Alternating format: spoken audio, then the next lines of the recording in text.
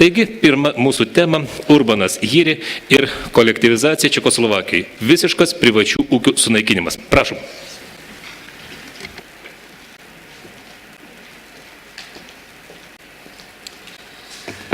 Good afternoon, ladies and gentlemen. Labą dieną, ponios.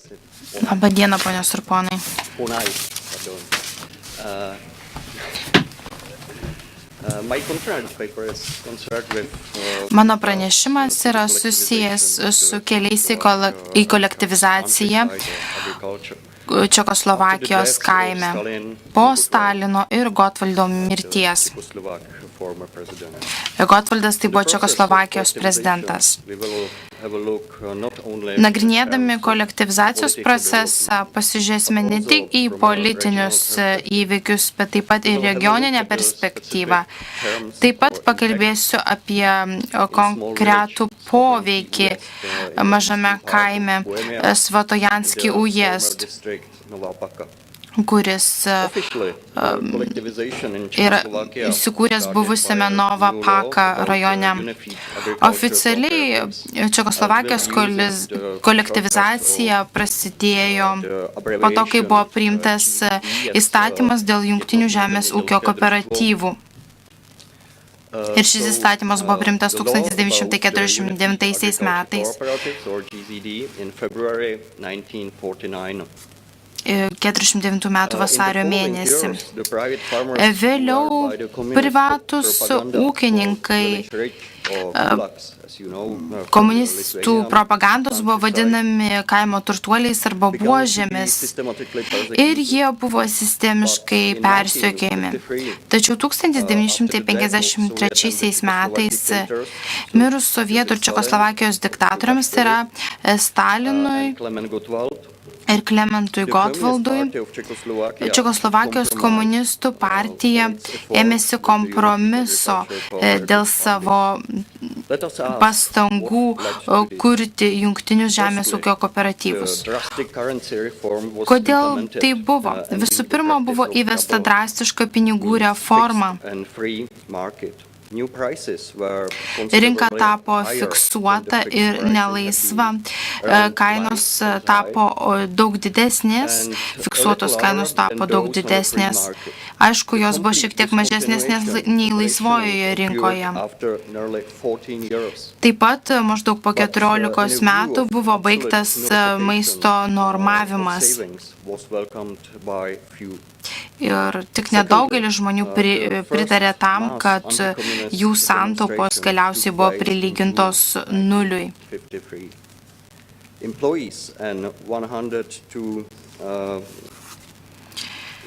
Ir tuo metu prasidėjo pirmosios antikomunistinės demonstracijos. 129 įmonėse darbuotojai pradėjo streikuoti. Tokiose vietovėse kaip Ostrava, Trinė, Červimpek streikai virto didžiuliais neramumais ir susirėmimais su ginkluotais padaliniais.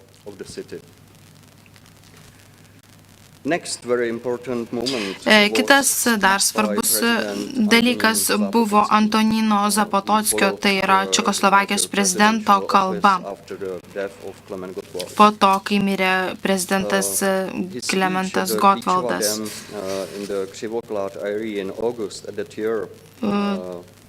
Tais pačiais metais rugpjūčio mėnesį pasakyta jo kalboje, prezidentas pripažino, kad kuriant socialistinę visuomenę buvo padaryta keletą klaidų. Savo kalboje jis paminėjo maisto pasiūlą ir pasakė, kad vieningi žemės ūkio kooperatyvai buvo blogas socialistinio kooperatyvų sistemo pavyzdys.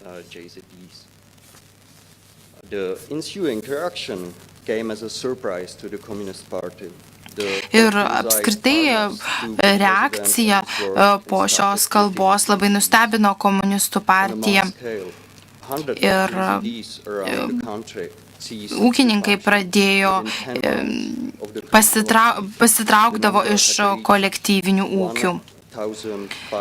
Ir per 10 mėnesių tokių išėjusių iš kolektyvinių ūkių ūkininkų skaičius siekia 1532.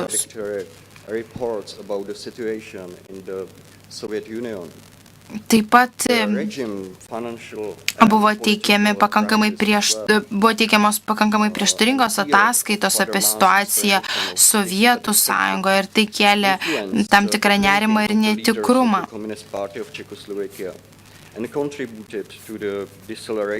Ir dėl viso to sulėtėjo kolektyvizacija Čekoslovakijoje.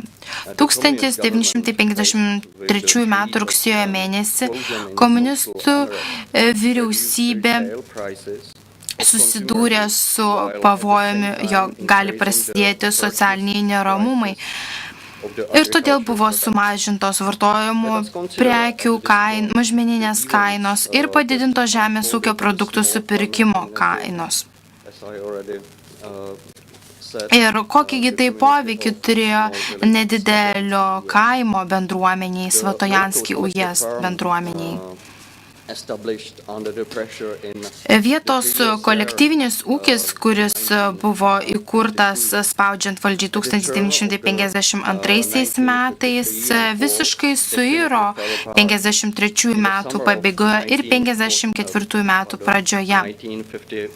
1954 metų vasarą vietos ūkininkai pradėjo auginti savo pačių derlius. Net ir patys griežčiausi komunistai vietos laikraštyje pripažino, kad savo privačiose ūkiuose ūkininkai dirbo daug sunkiau ir daug labiau nei kolektyviniuose ūkiuose. Vėliau savivaldybės metraštyje buvo parašyta, kad nuo pat derliaus sėjos pradžios buvo matomas visiškai kitoks ūkininkų darbas. Ir ūkininkams pradėjus dirbti savarankiškai, visas darbas vyko daug sklandžiau. Taigi kitais metais buvo užaugintas derlius ir nesukilo jokių problemų. Ir daugelis ūkininkų užaugino net daug daugiau nei buvo reikalaujama. Taigi tarsi būtų atrodę, kad nebuvo jokios priežasties sugrąžinti šalies kolektyvizaciją. Daugelis ūkininkų pradėjo galvoti, kad tai ir buvo kolektyvizacijos pabaiga, tačiau jie klydo. Taigi, greitai prasidėjo nauja kolektyvizacijos banga. Komunistinė vyriausybė užsibrėžė savo tikslą suvienodinti žemės ūkį visoje šalyje ir socializuoti kaimą Čekoslovakijoje.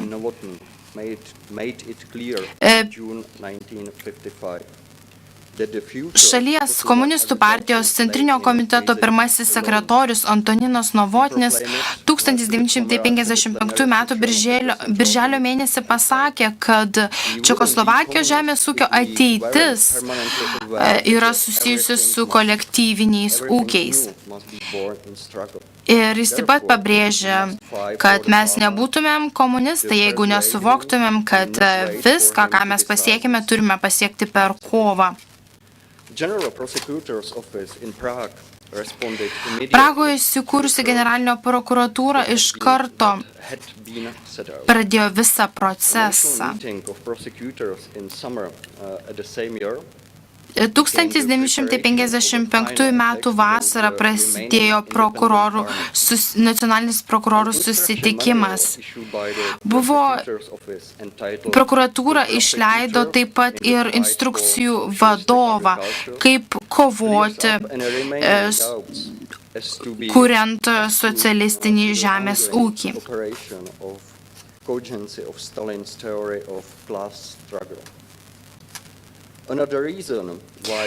Vadovė buvo teigiama dar viena priežastis, kodėl kooperatyvai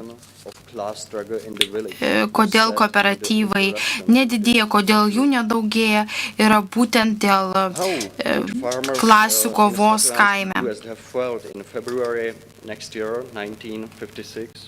Taigi, kaip jautėsi ūkininkai mano minėtame Svatojanski ujezd kaime, kai 1956 metais rajono komunistų partijos sekretorius vėlgi perskaitė jiems paskaitą apie socialistinio kaimo kūrimo būtinybę ir kolektyvinių ūkių privalumus. Vietos liudininkė Marija Machitova prisimena tą situaciją ir teigia, kad viskas griuvo ir viskas keitėsi. Ūkininkai suprato, kad nepaisant to, kad konstitucija garantavo galimybę užsiimti privačių žemės ūkių, privatus žemės ūkis neturėjo jokios ateities komunistinėje Čekoslovakijoje. Situaciją geriausiai apibūdina Evos Votočkovos kitos liudininkės prisiminimai. Ji persikėlė į savivaldybę, kai kolektyvizacijos kampanija jau buvo besibaigianti. Aš cituoju. Tiesiog žmonės galvoja, kad taip ir turėjo būti. Nebuvo įmanoma protestuoti ar daryti ką nors kitą. Tiesiog reikėjo taip gyventi.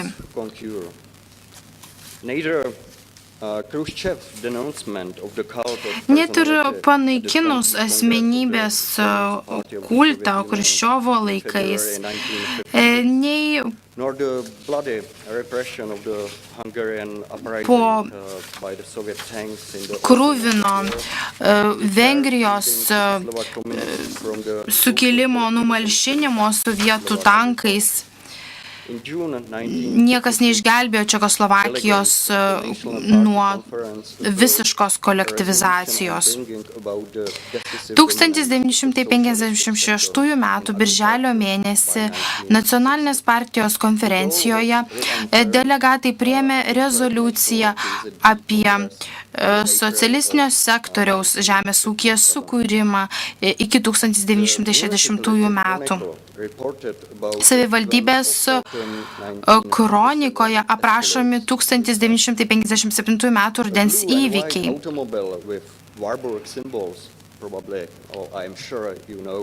Atvažiavo mėlynai baltas automobilis su Vartburgo simboliais. Ir jis pasirodė prie vietos nacionalinio komiteto pastato. Tuo automobiliu atvažiavo Žemės ūkio departamento ir rajono nacionalinio komiteto nariai, kurie įvertino atskirų ūkininkų ekonominė situacija ir su savimi taip pat atsivežė ir agitatorius, kurie agitavo už kolektyvinius ūkius. Iš tikrųjų buvo sunku įsivaizduoti, ką jautė vietos ūkininkai, kurie jau turėjo kolektyvinių ūkių patirtį ir kaip jie galėjo reaguoti į agitatorius. Vis dėlto žmonės turėjo blogą nuojautą ir buvo pasėta baimė. 1957 m. spalio 4 dieną pasigirdo vietos radijo stoties šaukimas ir susirinko kolektyvinio ūkio susirinko savivaldybės susirinkimas. Iš 59 savivaldybės narių dalyvavo 43, buvo išrinktas pirmininkas. In this way, our village becomes socialistic and set off on the path Taip pat buvo sakoma, kad tokiu būdu sukuriamas socialistinis ūkis ir pradedama kurti laimingesnė ateitis. Rajono laikraštyje buvo išspausdintas straipsnis, kuriame buvo teigiama, kad kolektyvinis ūkis pradeda naujus metus Svatojanskių Ujiezd kaime.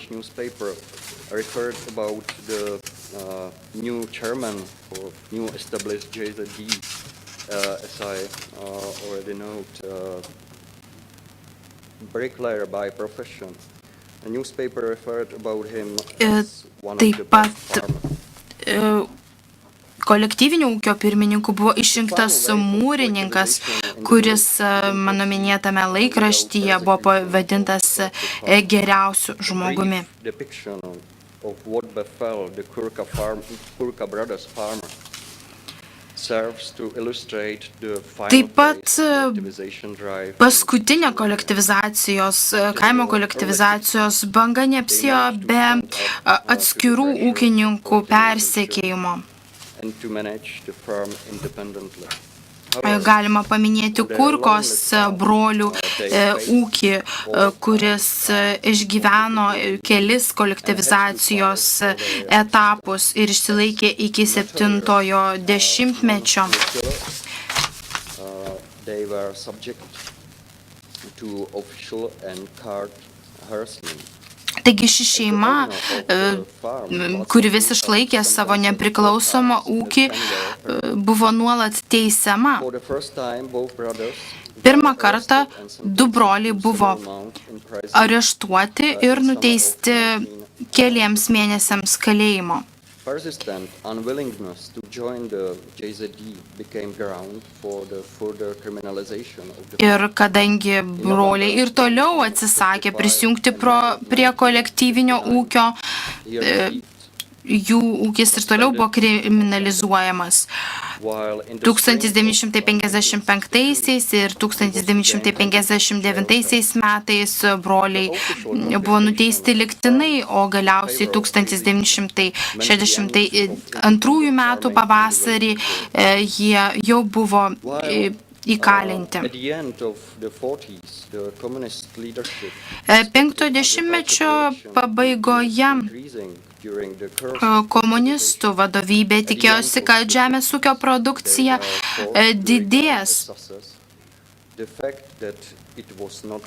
Tačiau 60-mečio pabaigoje vis dėlto vadovybė turėjo džiaugtis bent tuo, kad produkcijos lygis nekrenta, o išlieka toksai pat.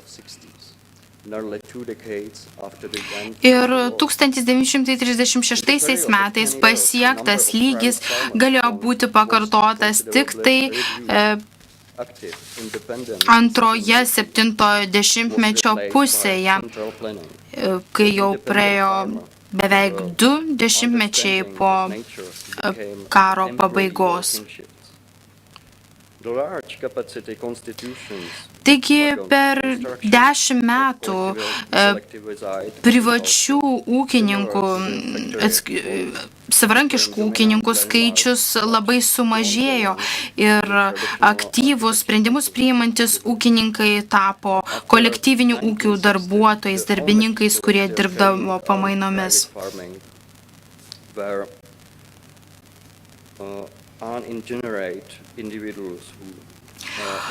Po 1960 metų individualiuose savarankiškose ūkiuose dirbantis ūkininkai te buvo užkietėję asmenys, kurie nepaisydami aplinkybių, nepaisydami pavojaus siekė išlaikyti savo šeimos tradicijas. Ir 7., 8. ir 9. dešimtmetyje tokie ūkininkai tiesiog nebuvo įtraukiami į valstybės žemės registrą. Ačiū uždėmesį.